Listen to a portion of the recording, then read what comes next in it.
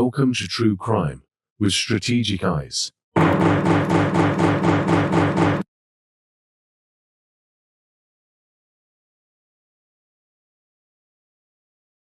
Strategic back again. What's going on, guys? I got a very interesting show for you guys today.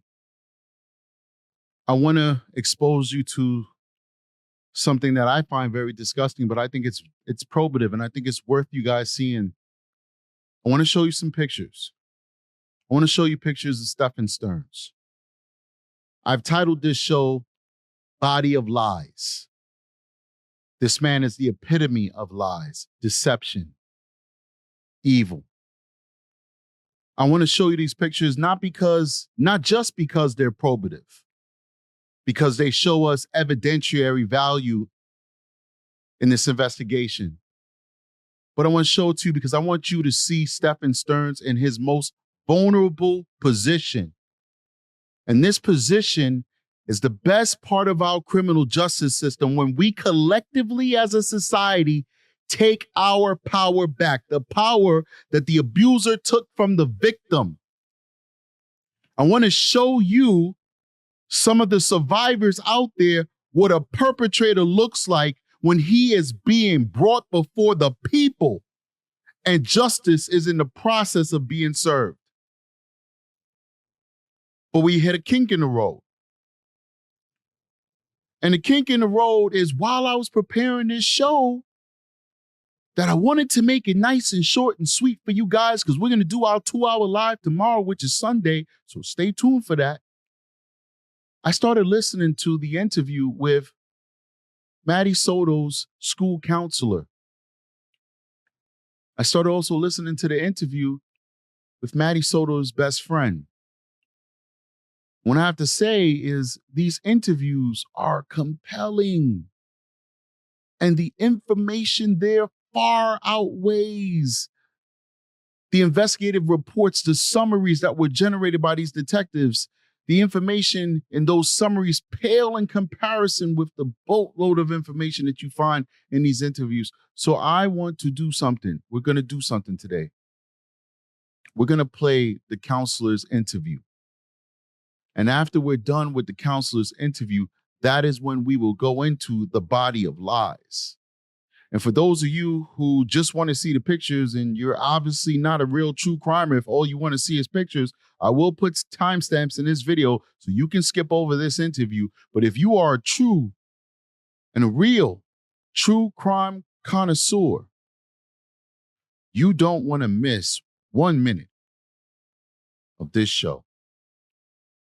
Ladies and gentlemen, I present to you Madeline Sotos School Counselor. What does she have to say about this terrible tragedy? About those comments of him being weird and uncomfortable, the only things she gave me were, well, I don't know, he's just a little weird. He eats our food and he's always hanging out in the living room and I don't really want to be around him and nothing. And the way she said it was so like joking in terms of like, I don't know, he's weird type situation, like laughing about it. It never made me feel like there was a safety concern. Okay, so she didn't disclose anything about him. Now, that's what she says now. But I guarantee you, as we listen, you will see clear indications that this child needed help. And I'm not trying to backseat quarterback and hurt this female, this professional who's out there trying to help children. She's in charge of thousands of kids, and she's probably getting paid a very mediocre salary. Florida's not known for paying its public employees. No disrespect to Florida. But I think that there were opportunities to help this beautiful angel. And I think there were opportunities that were missed. But let's keep going. Ever touching her inappropriately or them having any sort of a sexual relationship or them having any sort of an inappropriate relationship whatsoever. None of that was ever disclosed or anything along brought up to you. Okay. Let me check and see. Like I said, there's some other questions that I have to ask. And I just want to make sure that I touched on them. Okay, did you ever see, I know we talked about like the anxiety and the panic attacks, and you said she never, mentioned anything about being depressed or being suicidal or anything. Did you ever see her exhibit any of those behaviors, like that she is depressed, or that did you notice anything about her that was out of the ordinary other than the things we've already talked about? It seemed more so to be very up and down. Okay. Like she would have those heightened moments of the panic and the crying, and just kind of, she would go from that to just like shutting down after the panic. And then if you talked her through it a little bit, like there's one specific instance in my statement that she could not say what was making her feel that way. And so I asked her to draw it out, and she was able to do that. Okay. And then she kind of put on there just like a lot of scribbles, which to her, she said that meant just like the chaos of all the feelings and thoughts that she's having that make her feel overwhelmed. And then words she wrote. So things along the lines of like, why, or crying and things like that. And after that, Why, crying, scribbles, the confusion in her mind. How did this counselor miss this? Why didn't this counselor say, is anybody hurting you? Is anybody touching you? You said that guy Stearns, that your mother's boyfriend, was pretty weird. Why was he weird? Did he touch you? Did he ever do anything to you? I ask these questions every day. School counselors deal with this stuff every single day. It's not like we're asking some novice to ask a straight out question. It's not like we're asking a novice to do that. This is a person who is a mandated reporter, and at least in her career, she's going to call up ACS, call up local PD probably 24 times to make allegations of suspected child abuse and sexual abuse. Why not just ask the question? Once again, I'm trying to my best not to assign blame, so I apologize. This is not this lady's fault. I'm just asking why. This is a teachable moment.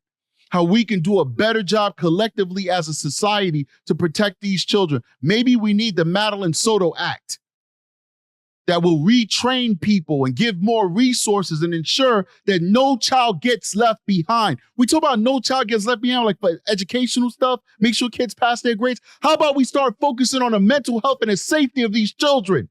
How about we start there? How about if we start addressing the fact that these children are suffering alone? Maybe their grades will improve and we won't have to have an educational no child left behind, because we're literally not leaving these children emotionally and psychologically left behind. This girl is in this professional's office falling apart, and all she's getting is a pat on the back. Good job today. I think we made some progress, Maddie. Now go back home to your abuser and go get raped. I'm sorry to sound so crass, ladies and gentlemen, but isn't that not what happened? Isn't it not what happened? Let's keep going. that happened, I reached out that she wasn't at school for a couple days. So I was like concerned of, okay, we went from this to now being out. What is happening? I reached out. And at that point, he's been struggling lately, a lot of tears and feelings, but that she was seeing a weekly therapist. Okay. So she supposedly had someone that she was seeing weekly about all of this. Okay. And also stated at that point she hadn't been at school because she was sick and she was going to take her to the doctor that day. And she mentioned seeing the drawing that from our conversation, and I, encouraged her to share that with mom, so she did. And she said that she appreciated that and that helped her in that day, which at the end of that conversation with her, she was able to calm down and feel better. But at that point, that's when it got a little concerning, to the point that I reached out to mom just to say, hey, what's going on? And found out, okay, she at least has supposedly weekly therapy sessions outside of school. And most of these things you said that would trigger these panic attacks or these anxiety-inducing issues were because of issues that were going on with them, correct? Like where she would argue with. It seemed to be a combination of bringing that from home, the arguments and the feeling like she's taking on those feelings at home of. So she is expressing to you, you have the knowledge that her and her mother are arguing. At least that might pique your interest, that there might be some type of child abuse or just at least some instability in the home. And of course, as she starts spiraling down more to the point where you feel like you need to actually take some type of action, instead of maybe making a report to children and families, instead of asking more probative questions to the child, you reach out to the person that she's basically identifying as her abuser. Now, we know that her real, to say her real abuser, Stephen Stern, is to pretend as though Jen Soto didn't do anything wrong. But we know her primary aggressor is Stephen Stearns. He's the one who's doing the physical abuse. But we've also learned that her psychological abuser was her mother. We've learned that. Her mother, as I said in previous videos, said that it was not evil for Stephen Stearns to sexually abuse her. It was just evil for him to kill her. This is the mother that she was dealing with. This is the hand she was dealt by fate. So you did a good job. You reached out to her psychological, mental, and spiritual abuser, and you basically told her, hey, the fruits of your labors are manifesting in school. Are you going to fix it? Yeah, sure, I'll fix it. All right, on to the next kid, I guess. I don't feel safe in terms of not necessarily. Hey, listen, the reason why I'm so critical is I can't do that in my day job. I can't say just on to the next victim. I can't just say, oh, you know what? I don't feel like working today, so I'm not going to work this new allegation hard. I have to give 100 for every person that comes before me. 100% I have to give for every person that comes before me. So if I am expected to take on that burden, to accept that check and that responsibility, then I expect it of every other professional who chooses to take on their burdens. Don't tell me you're having a bad day. I have bad days too. Sometimes mommy gets on my nerves. Guess what? I got to go to work. I got to put on a smile and I got to say, what can I do for you today? How can I help you? Forget about the fact that kid got in trouble in school or something. Wifey pissed me off. The bill man said you need to pay the bill. The electricity's super high because it's a super hot summer and everybody's just beaming electricity. And now we got a $400 or $500 electricity bill. I'm sure most of you guys can relate with that. I still have to give 100%. I can't tell that next person who comes before me that today's not the day. Hey, why don't you report your rape tomorrow? I might be in a better mood tomorrow. I'm not saying that's what this lady did. I'm just saying I just feel like nobody gave this girl 100%. Nobody. She was just another kid. It's another kid in the school. I can't just look at people as they're another person. How is it that these people that we entrust our children for, they could just look at our kids as just another kid, another number, and not give 100%? I'm sorry. I'm probably being super unfair. I am acknowledging my bias. You don't got to tell me. You probably tell me in the comment section anyway. You don't have to tell me. I am acknowledging my bias. I am biased today. I'm probably being unfair to this psychologist. I don't understand her job. I understand my job. I don't understand her job. And maybe I'm being biased. I'm sorry. It's just how I feel. Let's keep going. Really physically safe, but emotionally safe, that at me and causing me to feel overstimulated. And then I come to school and it's loud and there's lots of kids and I'm overstimulated again. And things she said along the lines of my room's not clean, or you forget to do this, or you don't do that. So to me, that's like things about it was never, especially at that age, with the teenage age, Okay, so how about her grades or her behavior? Have you noticed any shift in her grades or the behavior that she would normally exhibit?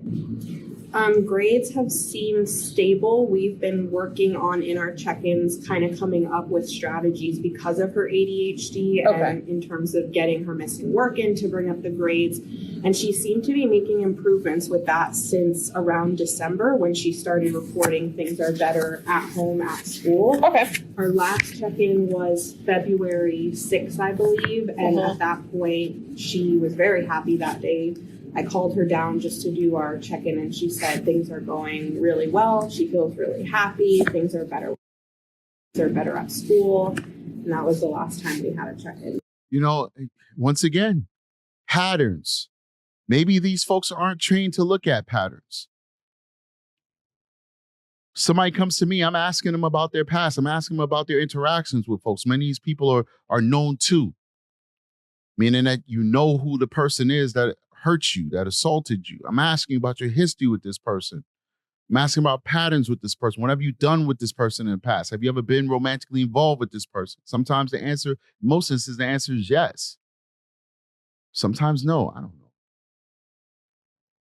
Hey, Maddie, you came to me before. You said that it's weird. You was feeling all this anxiety. You were feeling all this pain. You were asking things like, why me, etc. in your writings. Now you're saying things are getting better. Why?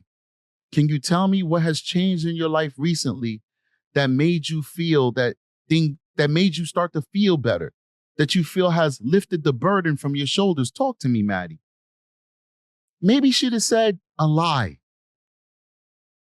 But then we would at least have that documented question where she can now tell this to the investigator and we can say, hey, she did everything she could.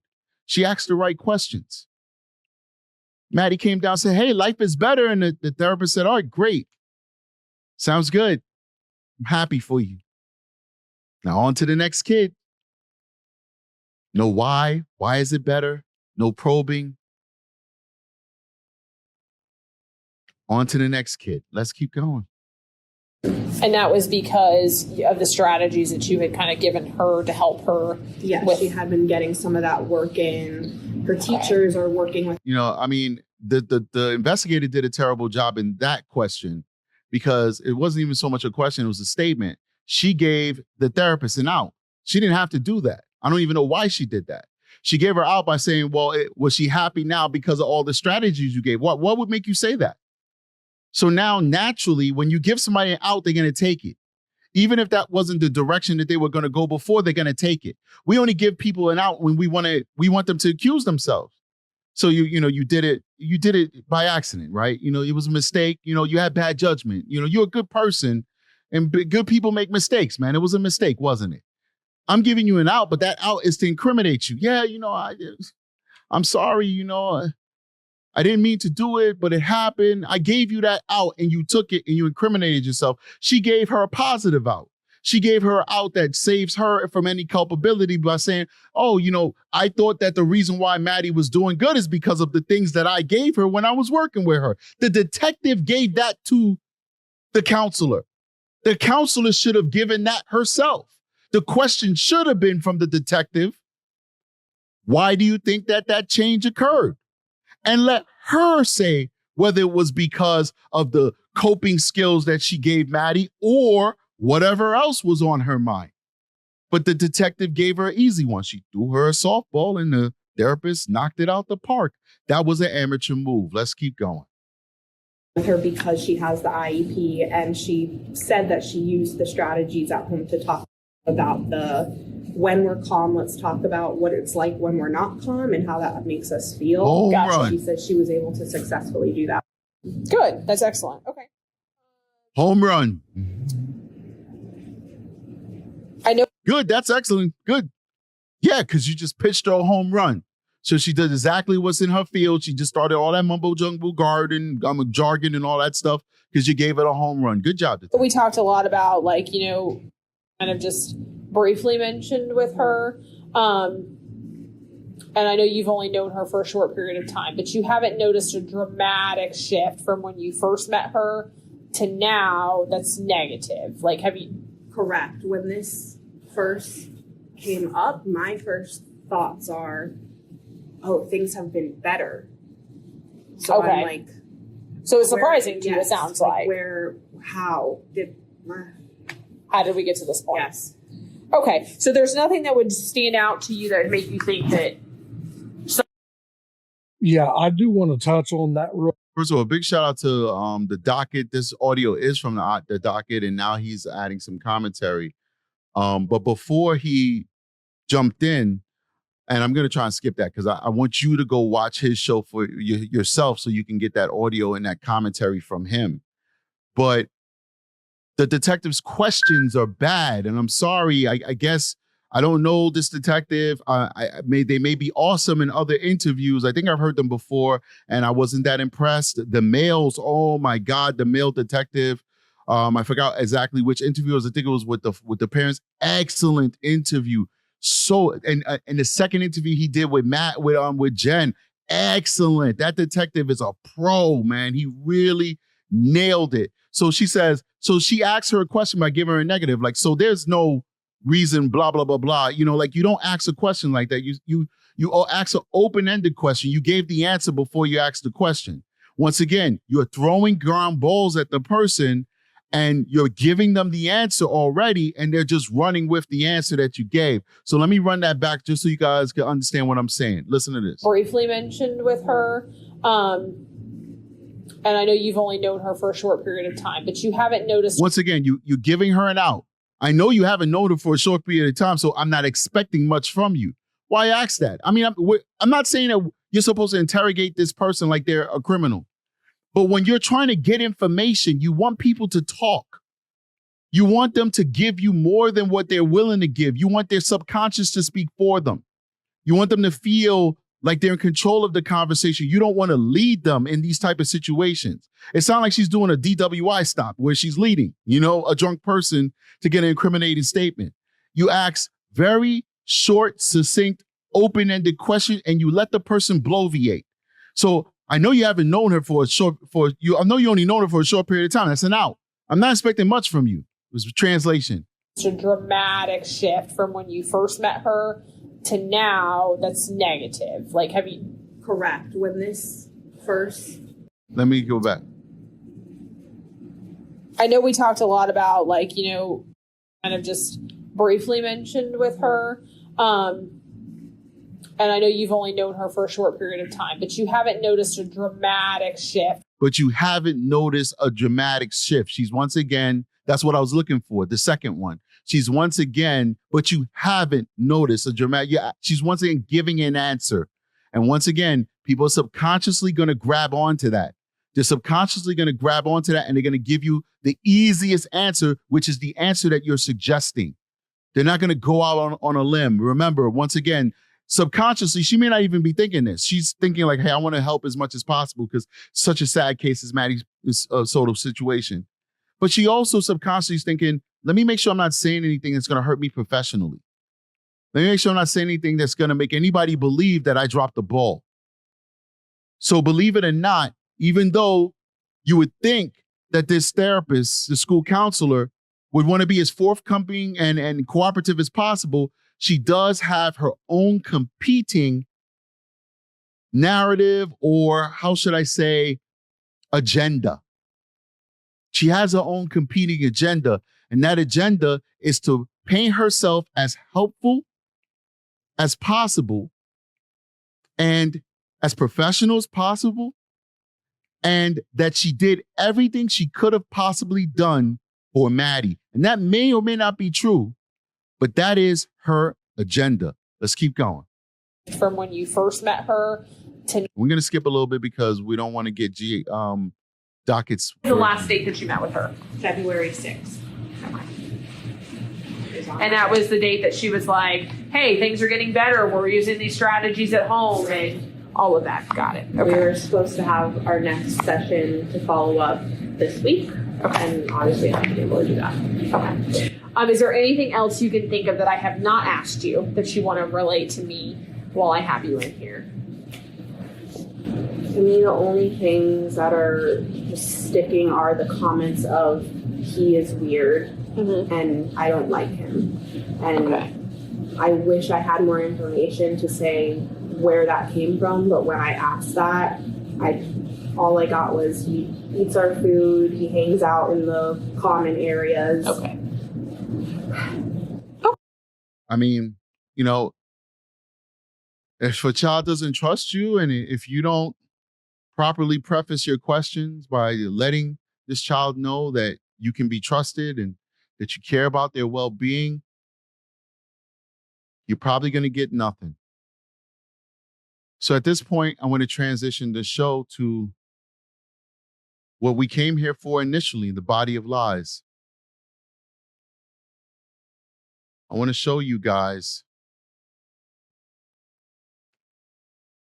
Stephen Stearns.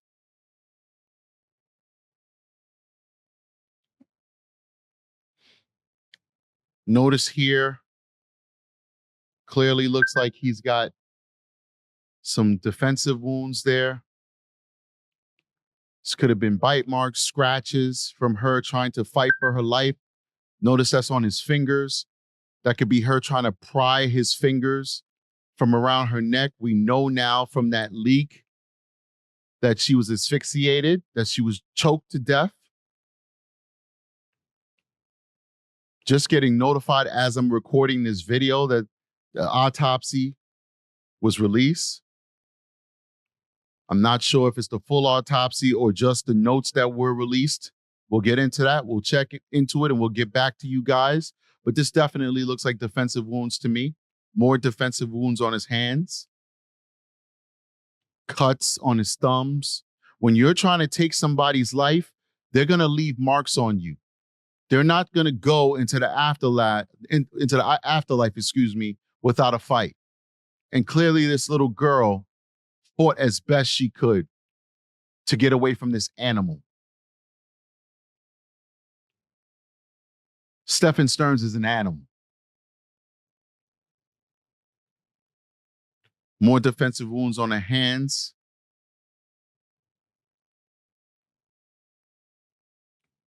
We see that coat of arms on his back. You see his very weird stance. He is like almost no neck. Almost looks like he's a hunchback to a certain extent. I'm not trying to body shame him, but I find him absolutely repulsive as a human being.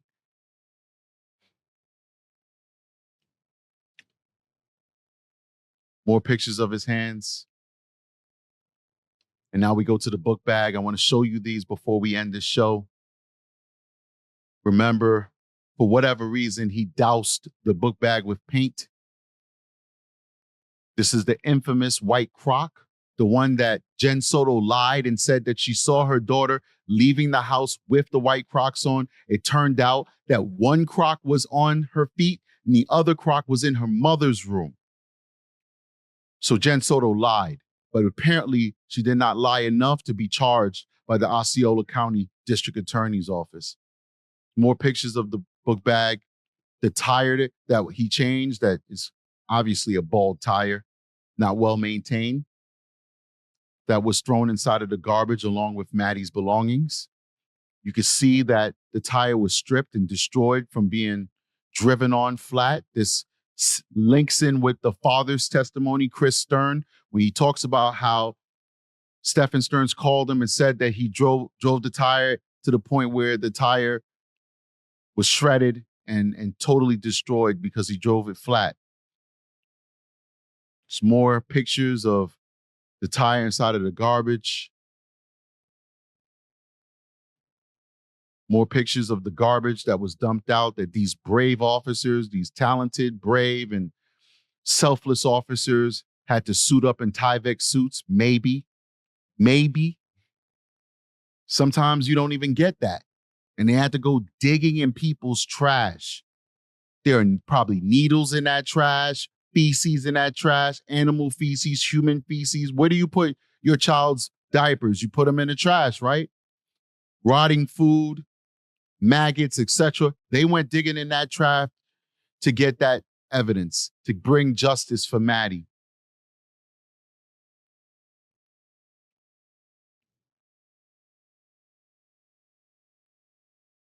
Ladies and gentlemen, body of lies. Please like and subscribe, join the channel, support the channel. We're a growing YouTube channel. We do appreciate all the help that you guys give.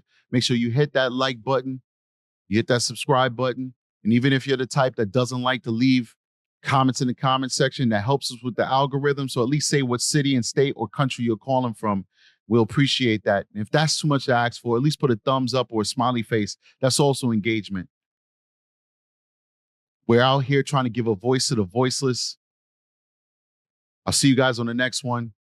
Strategic is out of here. Peace.